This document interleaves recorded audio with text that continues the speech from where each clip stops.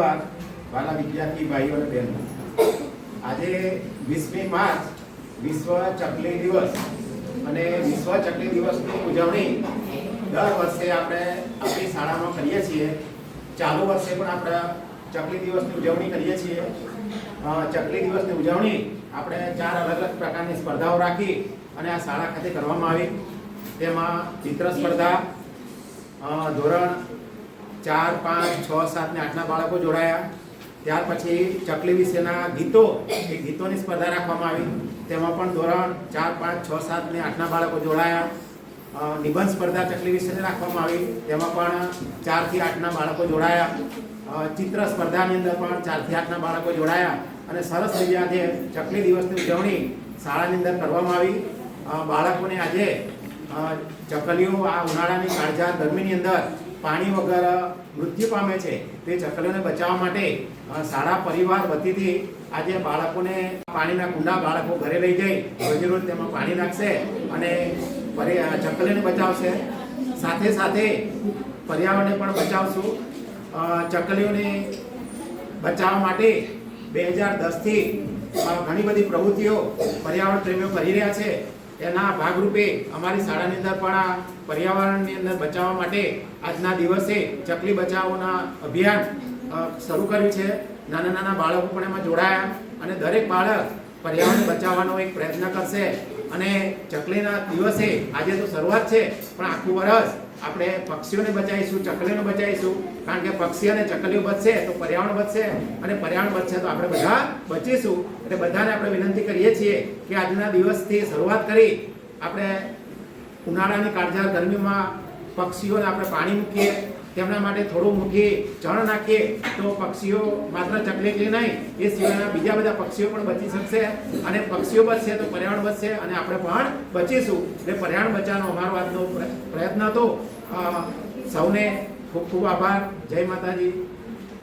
અહીંયાથી જે વિદ્યાર્થીઓએ સરસ આ ચકલી વિશે નિબંધ લખ્યા છે, કાવ્ય પણ લખ્યા છે, ચકલીઓના માળા પણ બનાવ્યા છે અને અહીંયા જે ચકલીઓના કુંડા શાળા ખાતે આપણે અહીંયા મંગાયેલા છે તો એને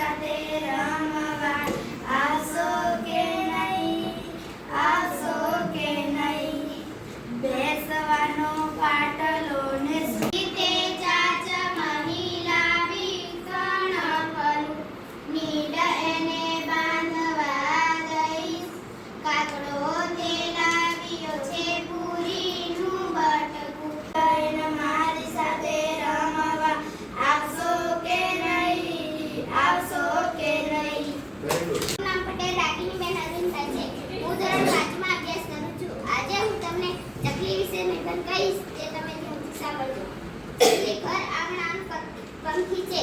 ચકલી ચી ચી અવાજ કરે છે. ચકલી નાનું અને સુંદર પંખી છે. ચકલી કાગળ ચિત્રા રંગની હોય છે. ચકલીને 2 આંખો, 1 ચાંચ, 2 પાંખો અને 2 પગ હોય છે. પટેલ હિમાંશીબેન સતીશભાઈ છે. હું ધોરણ 4માં અભ્યાસ કરું છું. હું આજે તમને ચકલી વિશે નિબંધ કહીશ. ચકલીની ચાલ જાડી, ટૂંકી અને મજબૂત હોય છે. ચકલીનો રંગ ધૂળિયો અને બદામી હોય છે. ચકલીનો માળો ઘાસના તણખલાથી બનેલો હોય છે. ચકલી ઘરમાં ગમે ત્યાં પોતાનો માળો બનાવે છે. પટેલ રિયાબેન જસવંતભાઈ, હું ધોરણ 6માં અભ્યાસ કરું છું.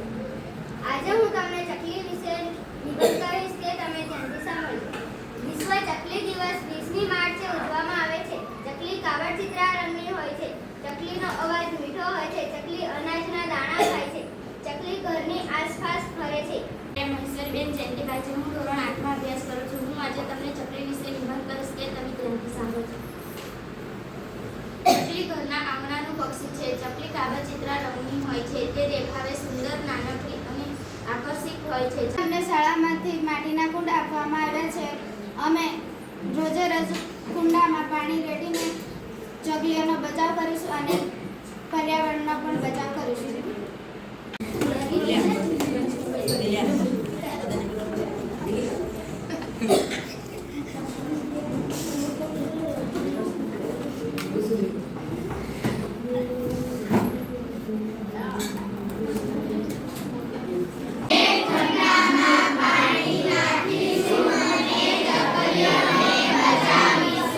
અમે પર્યાવરણ બચાવીશું.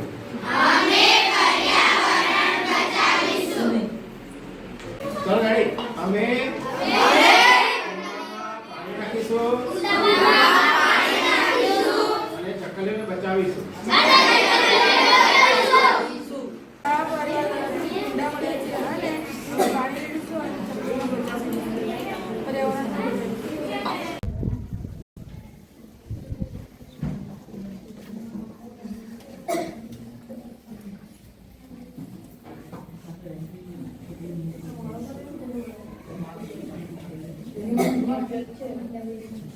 થોડા બોલવાનું નથી.